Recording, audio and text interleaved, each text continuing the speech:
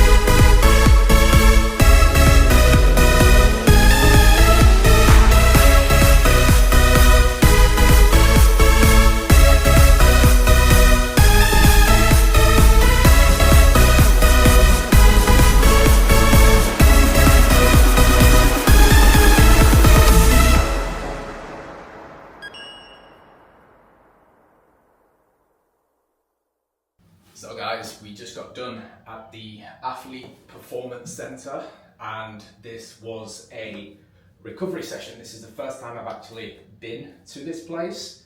I actually came for the ice bath, but unfortunately the ice bath was out of action today, which was a little bit annoying, but we still managed a decent session of recovery. They also had here the pneumatic compression boots, and I really wanted to try these for myself because I've heard some mixed reviews in terms of how good they are for like reducing inflammation, helping you overcome fatigue in the legs and just recover from like running and sport. So I just really wanted to give those a go today and kind of get a feel for how they work. And yeah, they felt okay, they felt nice. The actual routine that I did with what was available, we did 25 minutes in the compression boots, which again, first time doing that. That was pretty cool. I think the benefits are within sort of 12 to 24 hours of using this. I'm not too sure, but I will see tomorrow how those feel. But I really wanted to give those a go and build this kind of recovery center into my week. So I want to try and get here once a week if I can, because I will look at buying a pair of those compression boots if I feel they have been beneficial, if I've noticed a difference with them. So that could be a future purchase, and that will enable me to use them, every day, 20 minutes, whilst just chilling out or, reading or anything like that. So I really wanted to test those out. Then we did kind of 3-minute rounds in the sauna. So we did a couple of those, and then we did some 5-minute rounds in the jacuzzi as well. So like I said, ice bath out of order. We would have built some ice bath into that routine, would it have been available. However, fear not, we will be coming back probably next week, and we can give that a little bit of a go. So yeah, was a nice little experience. Like I said, really trying to take my recovery as serious as what I do with my training, just to get the most out of all aspects of training itself. So yeah, little insight into the little recovery center that we've got here, and hopefully we will reap those benefits. So into the next segment of this video.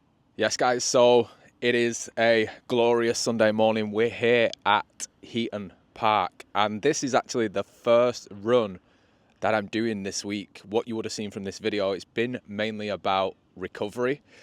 The last video I spoke about the injury and kind of the inflammation that I was getting in my shin. Well, that carried on all throughout last week. So the best route of cause that I could take for this week was to just allow that inflammation to come down, allow the injury to settle. So I've done 0 running this week, and when you're going through a marathon prep, it's not really ideal. However, I've got to listen to the body. There's still 6 to 7 weeks until the event itself, and just putting in a little bit of a stopgap in terms of a break and rest from running this week was necessary. So what we're going to do today is just an easy 5 or maybe even 10k, just a park run, just gentle, getting the body used to running again, just a bit of a test to see how the injury is feeling, and then what we can do from that. Once I know how it actually feels at the end of the run, I'll be able to relay that back to my coach, and we'll be able to forecast how the upcoming week is going to look in terms of training and, of course, running volume as well. So we're here, we'll get something done, but it is the first run of the week. So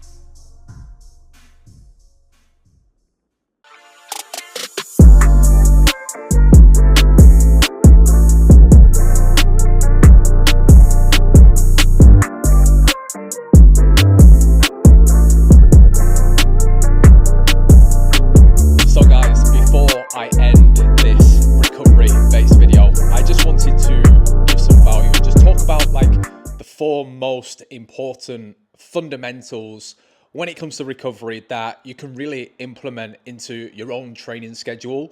Like, it's all great having the recovery center and doing those kind of things, but there's four very simple things that are up for consideration when you are planning your training if you want to maximize your recovery and just be effective with the recovery that you're doing. All right. So, number one, we've got sleep. Probably the most overlooked aspect of recovery, especially if you're new to fitness and your kind of, journey potentially into training or even running.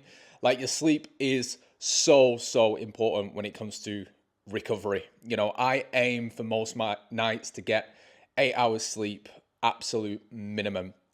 Anywhere between sort of 6 and 8, I think, is more than adequate, but getting that consistently every night, even on the weekends, that's going to massively benefit your body and, of course, your recovery process. Number two, adequate nutrition. Making sure you're getting enough of everything that you need. Making sure you're on the right calories to support your training volume and your training goal. Making sure you're getting the right macronutrients. Being super consistent with like your protein intake. Making sure you're getting your fruit, your vegetables for the vitamins, the fiber, and all that stuff. And just having a well-rounded nutrition approach where you're not lacking in anything from your diet. And of course, manipulation to that nutrition as well. So making sure you're well fueled for the sessions that you're actually doing. So for myself, when I do my long runs at the weekend, it's making sure that I fuel adequately the night before, but also the morning of that particular run as well. And that nutrition and getting the right macro and micronutrients, the adequate amount of protein, it's going to go well in serving your recovery, because we all know the importance of protein as well, not from a muscle building standpoint, but for its recovery properties.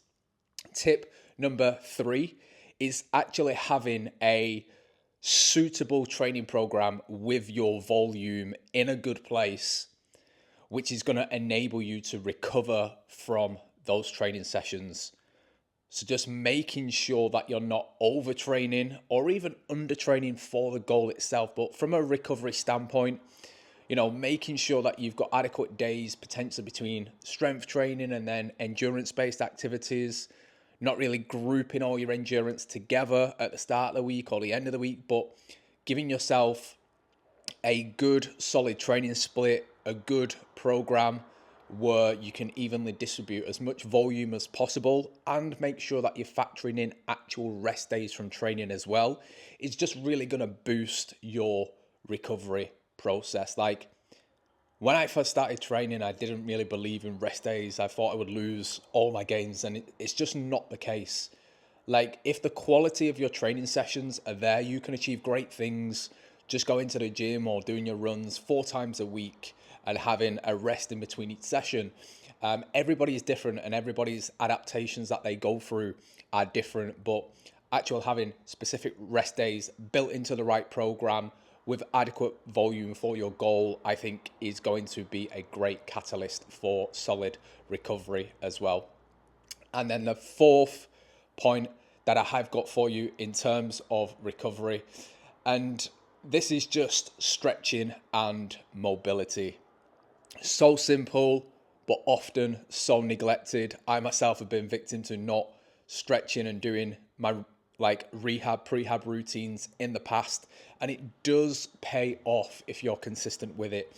Just as consistent as your training, making sure that you're doing your stretching, you're doing your mobility work, like that's going to help your recovery so much more as well. Making sure your muscles are durable, are pliable, you're feeling good, you're flexible, you're not tight all the time, you're not running on aches and pains and cramps as much as possible. So stretching, mobility, rehab, prehab is, again, a big part of recovery. So I think if you can nail those 4 fundamentals at least 80-90% of the weeks, especially during a training block, or even just day to day, if you can find that balance of making sure all 4 of those are on point, like, you're gonna recover to a good standard and you're gonna feel great, hopefully, in the majority of your sessions. So that's my advice, that's my tip. I know this week's video has been mainly around sort of like recovery and peeling back. Again, due to the injury that I am dealing with right now, it is getting better. It is very temperamental. It can flare up, or I don't feel it for a few days. So it's just management of that as well for me. So I still wanted to show you, a bit of what's going on in terms of even a deload week, even a week where there's not as much running, and what we're doing to obviously maximize recovery and the healing process as well. So that's it for episode 4 of Marathon Prep. Do me a favor, please like the video, subscribe to the channel because it really helps it grow. And if you've got any comments, questions, or queries, put them in the comments below, and I will see you next week.